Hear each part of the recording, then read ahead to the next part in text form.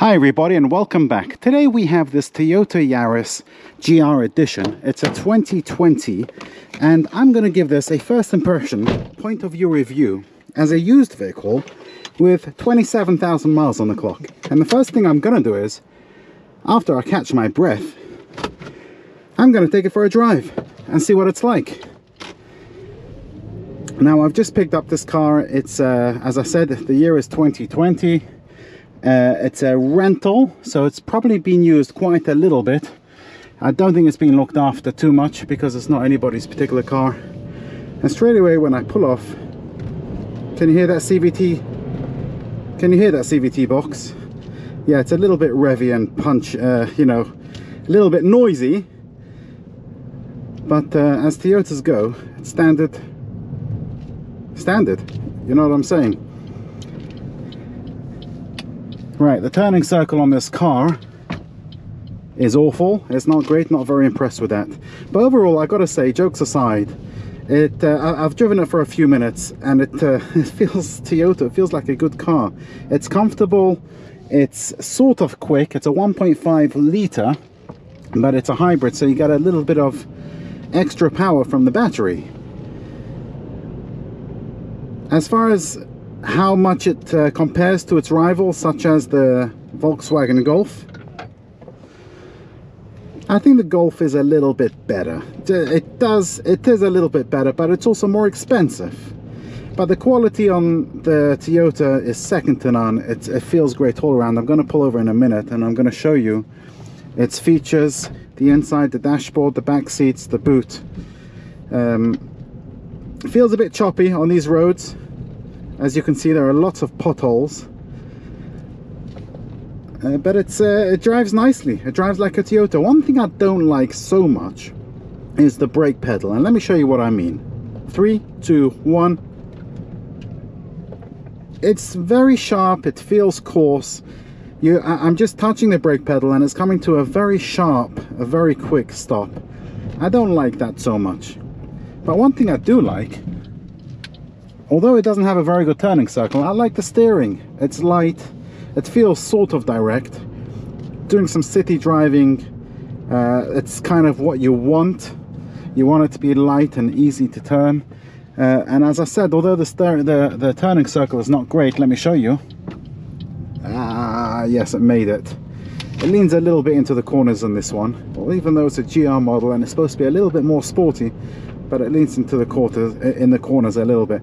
Another thing I noticed it doesn't have is, you know, when you just touch the indicator on newish cars, it blinks for 3 times and sort of does the job in more cases than not, especially on the highway. This car does not have that. You have to actually push it all the way, which is fine. It's old school, but a little bit dated. Talking about dated, you know what else is a little bit dated on this car, and on that I'm going to pull over and show you. Give me a second. Let me see if I could find a little bit more shade to show you what I'm talking about. Okay, we'll make a left. So we're talking about dated, but you know what feels really dated is this infotainment system. I'm not always too critical, but in this car, it's bloody awful. It's very laggy. It's horrible. It has shortcut buttons on the right and the left. It's a touch screen, but it's very laggy. I don't like it. You touch it and it takes a while for it to find. You've got to push it really hard. Not great, Toyota, not great, but you know what? They're not known for the infotainment systems. It does have Bluetooth, so you can connect your phone to this, although it does not have Apple CarPlay and Android Auto. Why? I don't know. But now that we're here, let's just talk about this part over here. So we got the infotainment system. It's not great, it's rubbish, but we do get physical volume button for the volume and a physical button for the tuning. Next to that, you got the hazard light and all the passenger airbag and seatbelt information. Going further down, and what is very good on this car is the climate control. Again, physical buttons. You got dual zones. You could have different temperatures on the right and the left hand side of the car. Physical buttons for the front window and the rear window. You got physical buttons to turn up the speed and turn down the speed. Auto, off, and then this button changes which vent you want the airflow to come from. All very straightforward and simple, and we like that about Toyota. Going further down, there's a USB socket with a 12-volt socket, a little storage area, behind the cup holders, then you got the cup holders, which are not really great because your bottles are very loose in them, but it's alright. They're standard cup holders. Your gear stick, the quality on here is not great. It moves around, which is again surprising for a Toyota. Going further back, you got the handbrake, EV mode, eco mode, and you could turn off your anti-skidding stuff.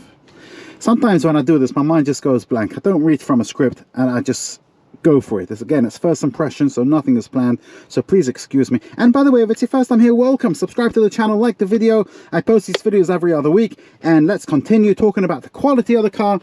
Get soft touch materials all around where it's important, where your arms go, where you touch, where you feel. But when you go further down, it is a little bit more scratchy. Right, let's talk about the storage. Now, you do have these storage areas all over the place. Like, I keep on finding them. There's one over here. Not sure what the point of it is. There's another one over here. You've got a decent sized glove box, door bins, which are big. And you've also got an extra little plastic thing that sticks out to support your bottles. Now that we're on the door, let's just talk about the windows. You've got electric windows. You got your lock button and unlock button. And you can lock the rear windows from this button over here. Moving over to the steering wheel and the cockpit, leather steering wheel on this GR model. On the left hand side, the buttons over here, you control the whole infotainment system. So if you press mode, it switches between AM, FM, and all that kind of stuff. You got the volume button, and then on the right, you can control and change different menus you have in the center of the dashboard, as you can see, right? As I said, steering wheel is leather. It feels good, it feels quality, it's nice and small, feels a little bit sporty actually, and this car also comes with cruise control. On the right you got your lane assist and your collision warning buttons, electric mirrors, and the power button to turn on and off the engine. And on that bombshell, one second before we go in the back, you got what do you call them? Sunscreen visors with vanity mirrors. Again, apologies, I'm not reading from a script here. And you've also got a mirror on the driver's side. And on that bombshell, we did it. Let's go into the back and check what the back is like. And it seems big, it looks big. The seats are part leather on this one and part cloth. You have isofixers underneath on the two outer seats. You can fold these seats down so that you've got a big, huge boot and loading area. However, there is a big lip over here, which is not great, but yeah, standard. One thing that's I've just noticed is there's a storage area behind the passenger seat, but not behind the driver's seat. And there's also no storage, no door bins in the rear doors of this car. Let's see how far the windows go down. Okay, so it's not a one-touch open. Disappointing. Okay, Toyota.